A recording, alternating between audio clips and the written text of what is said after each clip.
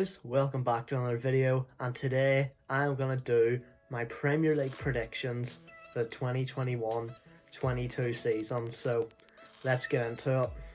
So we're going to start with the three relegation teams.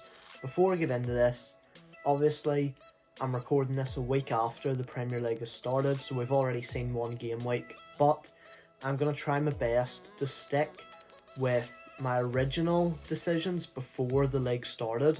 I just didn't get to record it. So I'm going to try and stick with what I thought before the first game week and try not to let that first game week influence me too much. And it almost did here, but I've stuck with what I sort of thought was going to happen. I've changed one thing around since the opening game week, but I'm putting Brentford bottom of the league, despite their 2-0 win over Arsenal. I mean, it is Arsenal, but obviously fair play to Brentford. I just don't think they have enough quality to be in the Premier League, and I think they're going to struggle over the course of a long season. And as soon as they came up, I thought they are finishing rock bottom, and as I said, I don't want to let the first game week change my decision, so I am going for Brentford bottom of the league. But I'm excited to see if Ivan Toney can grab a few goals for them this season. In 19th, gonna go Norwich. This is one that actually changed slightly because of the opening game week, to be fair. I was gonna put Watford 19th and Norwich 18th. I always have hope for Norwich when they come up. I don't know why. I always have hope for them, and you know, they let us down last time, despite having a good start this season with Timu Pukki obviously bagging goals. It's not been good this season. Obviously Liverpool beat them 3-0 on the opening day. Again, that is Liverpool. You know, you can't be too hard on them for that. But yeah, I don't see them having enough still to stay up in the league. They looked kind of poor in that game. If that's how they're going to play this season, then they're not going to have enough. But I do feel over the course of a season, they'll pick up more points than Brentford. And I feel like when it comes to it, they will beat Brentford head to head in at least one of those games, home or away.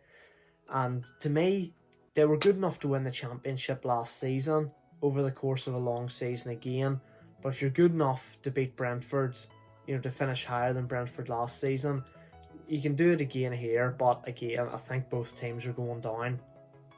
Then Watford 18th.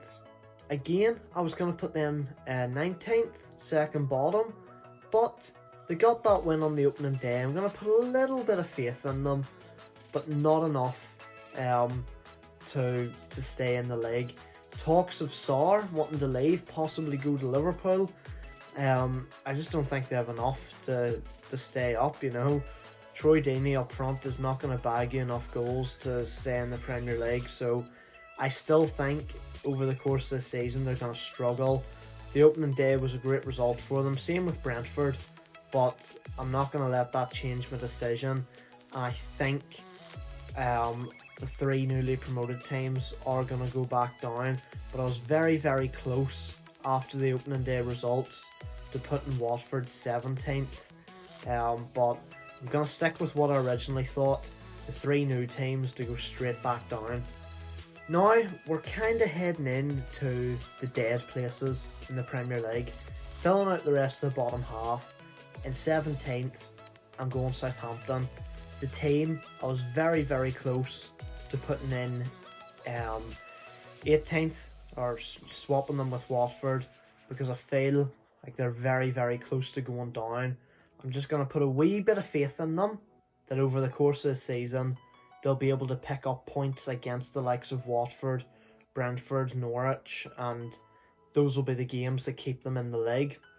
Loss of Danny Ings is really, really hurtful for Southampton. Yes, they've got Armstrong in. I don't think he's going to do the job first season. He's going to take a bit of time. They've lost Vestergaard as well. They're just such a selling club, Southampton, selling their big players. And I think they've just tied James Ward-Prowse down to a new deal. but I don't think it's going to be enough to have a stellar season. And I think they're purely banking off the fact that there's going to be 3 worse teams than them in the league, and that's the only way they're going to stay up.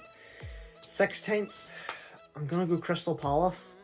I see them having a really, really poor season. Yes, beaten by Chelsea on the opening day comfortably, and again, I say the same thing about Norwich with Liverpool.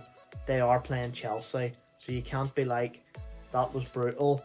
You know, we expect them to lose to Chelsea, but I think the performance was poor. You know, there's no work rate going on in that team at all from that game. Wilfred Zaha's standing like he just doesn't want to be there, and I mean, we know he doesn't, but it's just not working. It's not looking good. I see a really, really bad season ahead for Crystal Palace. In 15th, a dead spot in the league for a dead team, Burnley. As usual, all I can say about Burnley is they will do just about enough to stay up. It's like, what else are they going to do? Nothing special, but I don't think they're going to have a brutal season. I think Southampton and Palace will have worse seasons than them, which is just going to allow Burnley to sort of just slot into that 15th position. And then this kind of was impacted by the opening day. I'm putting Brighton 14th. Obviously beat Burnley on the opening day, and that's what's kind of made me decide, okay, so we think Brighton are going to go on and have a better season than Burnley. I don't think Brighton are going to have a great season though. I don't think they're going to have a good season. I get the feeling that 13th/14th down to 20th is going to, well, down to 19th maybe, is going to be very, very close in terms of points, and maybe 20th place, whoever it is, whether that's Brentford or Norwich, maybe that's going to be a big difference, you know. So, you know, you could see like maybe the bottom place team like be like 10-20 points behind 19th, but then 19th and 13th separated by like 5 points or something. I think it's going to be so close because I think the teams down here are going to have really, really bad seasons. I just have a feeling that there's 4 or 5 teams who are just going to be brutal this season. That's the kind of vibes I'm getting. Newcastle in 13th, again, I just don't see them doing anything special. I don't see them having the season of a lifetime, and much like the other teams around them, they're just banking on the teams below them being worse than them. Teams, you know, they need 3 or 4 teams to be worse than them, which, a bit like Burnley, is going to allow them to slot into a position, and that position is 13th. Basically, I think when they do play Crystal Palace, Southampton, possibly Brighton and Burnley, those are the games they're going to get some points out of. Obviously the bottom 3, and then they're going to be able to stay 13th, but I don't think they're going to be a million miles ahead of the likes of Burnley or even Crystal Palace or Southampton. So I don't think it's going to be a comfortable finish there. In 12th, I think this one's slightly controversial, and it is nothing to do with the opening day result actually. I was actually going to do this before they lost the first game of the season. I'm putting Villa 12th. Before I went into these predictions, I knew I'm putting Villa somewhere mid-table, and obviously somewhere depends on the teams, who else I have left, who else is around them, whether I think that team is going to be better or worse than Villa. And I think this is where Villa slot in. They've made some very good signings. You know, the likes of Leon Bailey coming in. Good. But it's not it.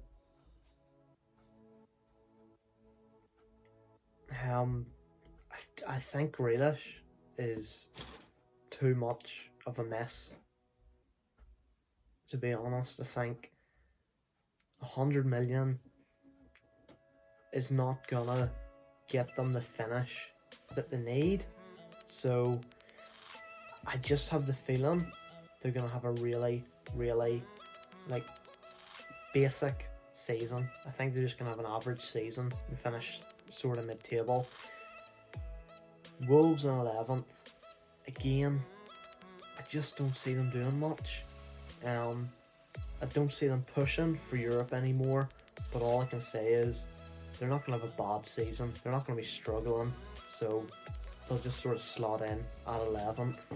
So in 10th, I've went for West Ham, and the only thing I feel that's keeping West Ham in 10th, you might be thinking, they had a great season last year, why have you put them so far down? It's actually the fact that they had a great season last year, and they're in Europe. That squad is not good enough, it doesn't have enough depth to, not to be in Europe, but to juggle Europe, Premier League, Cup games as well, obviously at the start. With Europe comes a lot of games, and we've seen it happen with Burnley, Wolves. They've qualified for Europe, and the season after, they come crashing down because there's so many games, and the clubs don't have the money to go and buy the amount of players that they need, and the amount of quality players that they need for depth, to maintain a fit squad throughout all those games. So I think being in Europe is going to help them, or it's not going to help them, it's going to hurt them, and they're going to suffer in the league because of it. And because of that, I'm putting Everton above them in 9th.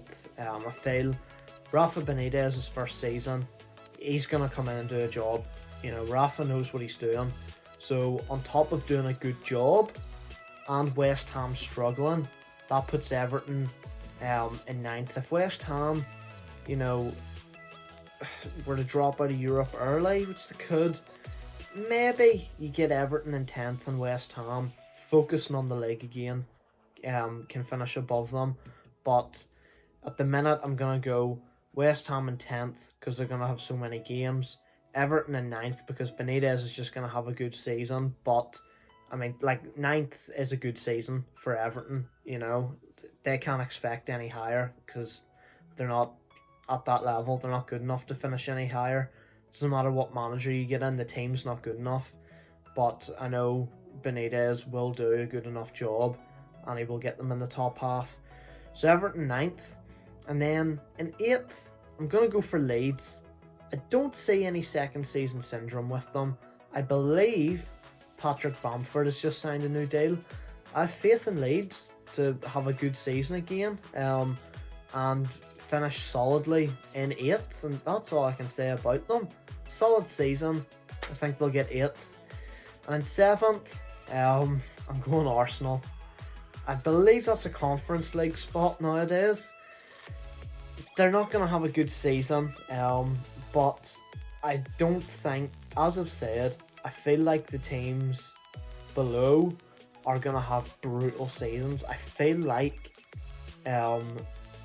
maybe the top 4 are all going to have ridiculous points, and the bottom 10 maybe teams are going to be really far off. I feel like there's going to be, maybe not the bottom 10, maybe the bottom 7 or 8 are going to be on low points. So yeah, I feel like Arsenal are going to sort of get away with one.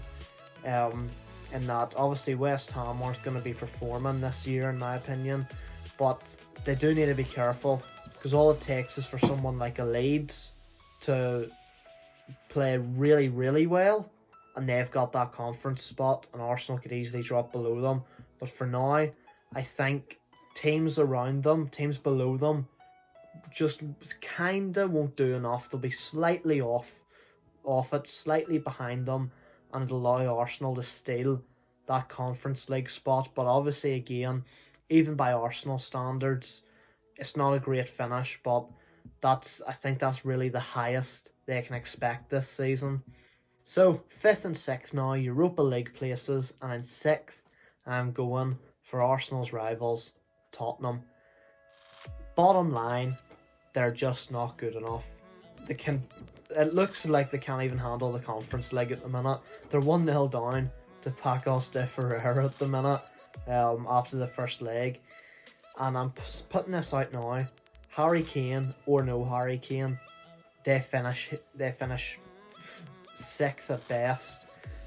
Again, they'll be lucky if they don't get 7th and end up back in the Conference League next year. If Tottenham don't win that Conference League, that tells you it all, doesn't it? It's just the team is not good enough. They're absolutely awful at the minute. So again, 6th is the highest I think Tottenham can hope for. On a lighter note now, 5th, Leicester. Leicester, they just love to bottle top 4, don't they? But when I look at the top 4 teams this year, I don't think Leicester are even a case for it. Now, they didn't let James Maddison go to Arsenal, and that's probably because Leicester have their own ambitions. They want to get European football, and to be fair, they have a better chance of playing proper Europa League than Arsenal do, or Spurs, to be fair. So I think they will comfortably get Europa League. They'll get that 5th position, I believe, and as I say, they'll have a good season, but the top 4 is just going to be too strong to keep up with, I feel like. And now for that mental top 4, very, very hard to predict because of transfers and the opening day shenanigans, the things that went on, crazy. But in 4th, I've gone for United. Call me a biased Liverpool fan, but I just think that the teams above them are gonna be better. The teams who I think are gonna finish above them, I think will have better seasons. Yes, they've signed Sancho and they've signed Varane, but let's think for a minute, right? We haven't seen them play yet. You could very easily see them come in and absolutely flop. Maybe they won't. Maybe they'll set the world alight, but they could come in and flop. And you have to be open-minded there. Also, I don't think the team's all that. Varane, okay. Sancho, okay. Fernandes, okay. I mean, you've got a crappy keeper situation. You keep pushing De Gea, and he's crap. But you play him so much, whenever Henderson comes in, he's just not. You can't just pick and choose when you're playing him and expect him to pull off an unreal performance every time. Luke Shaw's overrated. Fred's crap. The team is not good. The team's not as good as people are making it out to be. And I don't think it's as good as Chelsea, who have put in 3rd. I think when you look at Chelsea, Werner, Havertz, Ziyech, now Lukaku. Yes, obviously they had that team last year minus Lukaku, and it wasn't the best team, and they ended up finishing 4th behind Liverpool, who had about 4 first-team players at the time. But I think Lukaku will do bits. I think he'll do enough to have a solid season for Chelsea. And as I've said, I think this top 4 is going to finish on major points. I think they're all going to be on high points each, and they're all only going to be separated by a couple of points. It's going to be crazy. I don't think anybody's going to be able to catch up to them.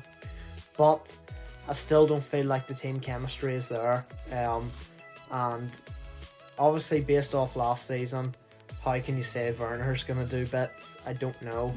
But we'll see what happens. But I'm going Chelsea 3rd. So in 2nd, call me a biased again, I've gone Liverpool, because I just feel like everybody's writing us off. Sure, we haven't made the signings that Chelsea and United have made, or City.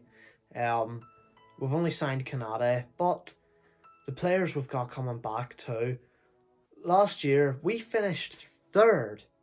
We finished 3rd with about 2 first choice centre, not even 2 first team centre backs.